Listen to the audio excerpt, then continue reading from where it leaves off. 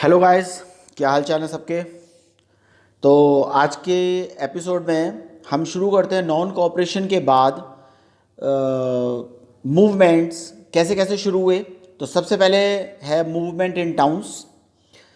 ये शुरू हुआ सिटीज़ में मिडिल क्लास के पार्टिसिपेशन से। स्टूडेंट्स, टीचर्स, हेडमास्टर्स, लॉयर्स सब ने अपने अपने जॉब छोड़ दिए। स्टूडेंट्स ने स्कूल जाना छोड़ दिया। काउंसिल इलेक्शंस का बॉयकॉट कर दिया गया। इकोनॉमिक फ्रंट पर भी इसका बहुत ज़्यादा ड्रामेटिक असर रहा। फॉरेन गुड्स को बॉयकॉट कर दिया गया। इसको हम आज की सिनेरियो में भी समझ सकते हैं, जैसे कि अभी मोदी जी ने चाइना के साथ टसल होने पर टिकटॉक और दूसरे लगभग 150 ऐप्स को बंद कर दिया। इससे चाइना को इकोनॉमिक लॉस उठाना पड़ा। बिल्कुल उस समय ब्रिटेन को इकोनॉमिक लॉस उठाना पड़ा। चलिए वापस आते हैं। लिकर शॉप्स की पिकेटिंग कर दी गई। पिकेटिंग एक ऐसा विरोध करने का तरीका है जिसमें लोग किसी दुकान, फैक्ट्री या ऑफिस के भीतर जाने का रास्ता रोक लेते हैं। फॉरेन क्लोथ की होली जलाई जाने लगी, बोनफायर। विदेशी कपड़ों का इंपोर्ट आधा रह गया। ये 102 करोड़ से 57 करोड़ रह गया केवल। लोग खादी पहनने लगे, लेकिन आंदोलन धीरे धीरे स्लो होने लगा, क्योंकि इसके कुछ कारण थे। खादी मील के कपड़ों के मुकाबले महंगा होता था। ऑल्टरनेटिव्स की कमी थी। स्टूडेंट्स धीरे धीरे स्कूल कॉलेज जाने लगे और जितने भी लॉयर्स थे वो अदालतों में काम करने लगे। अब इसका जो सेकंड पार्ट है, यानी कि अनफोल्ड कैसे हुआ, rebellion in country side. Awadh में सन्यासी बाबा रामचंद्र, जो कि फिजी में एक इंडेंचर्ड लेबर के रूप में काम कर चुके थे, किसानों के लीडर थे। यहाँ आंदोलन लैंडलॉर्ड और ताल्लुकदारों के खिलाफ था, जो किसानों से बहुत ज़्यादा टैक्स ले रहे थे। किसानों को बेगार करना पड़ता था। बेगार का क्या मतलब है? बेगार का मतलब है बिना किसी मेहनताने के, यानी कि बिना किसी, आप किसी को रुपए बिना दिए आप उनसे काम करवाते हैं। अगर किसान जमींदारों के खेत में किराएदार की तरह काम करते थे तो उनकी टेन्योरशिप की सिक्योरिटी नहीं होती थी। किसानों की डिमांड भी थी कि रेवेन्यू कम कर दिया जाए, बेगार खत्म कर दी जाए, और उन्होंने लैंडलॉर्ड्स का सोशल बाइकआउट भी करना शुरू कर दिया।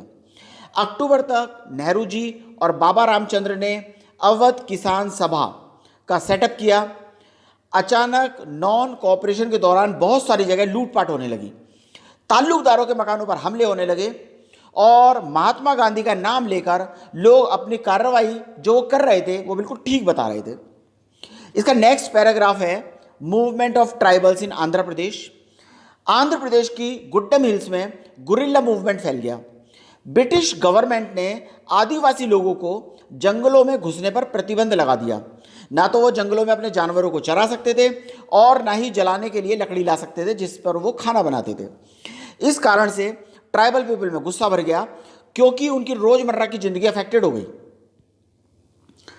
उनका नेता था अल्लूरी सीताराम राजू, जो कि एक उसके अंदर कुछ गुण थे, जैसे कि वो करेक्ट एस्ट्रोलॉजिकल प्रेडिक्शन कर सकता था, लोगों को स्वस्थ कर सकता था, और यहाँ तक कि उसका कहना था कि वो गोलियों को अपने सीने के ऊपर झेल सकता है।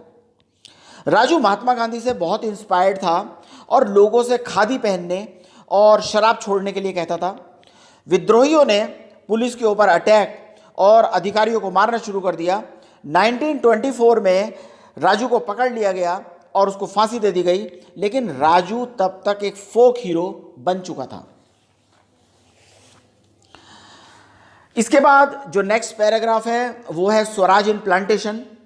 Plantation worker in Assam were bound in their forms for years and years together. उनके लिए आज़ादी का मतलब था जब वो चाहें अपने घर आ जा सके, लेकिन under inland immigration act of 1859 they were not permitted to leave the tea gardens.